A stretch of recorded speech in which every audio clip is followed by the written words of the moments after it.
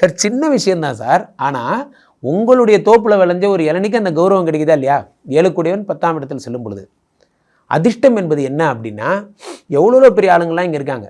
Man power service பண்ணுறவங்க இருக்காங்க, என்னென்னமோ சர்வீஸ் இருக்காங்க.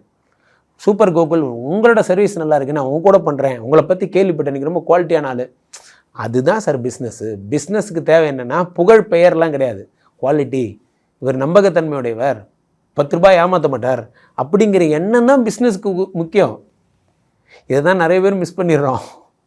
பிஸ்னஸுக்கும் இதுக்கும் சம்மந்தம் இல்லைன்னு நினச்சிக்கிறோம். பிஸ்னஸுடைய அடிப்படையே நம்பிக்கை தான்.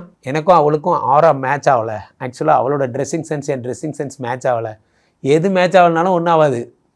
அடிப்படை நம்பிக்கை டிஸ்டர்ப் ஆகாத வரைக்கும் நீங்கள் என்ன வேணால் செட்டப் பண்ணிக்கலாம். அந்த அடிப்படை நம்பிக்கையே டிஸ்டர்ப் ஆகிடுச்சுன்னா நீங்கள் என்ன தான் பண்ணாலும் ஒன்றும் வேலைக்காது. அந்த மாதிரி தான் 7 கோடி 9ஆம் வீட்டில் ஆட்சி பெறும் பொழுது சாதாரண ஒரு தோசை கடை தான். என்ன பாட்டே, பக்கத்தில் தான் கோயிலில் ஒரே கூட்டம், ஒரு 1000 தோசை கிடைக்குமா?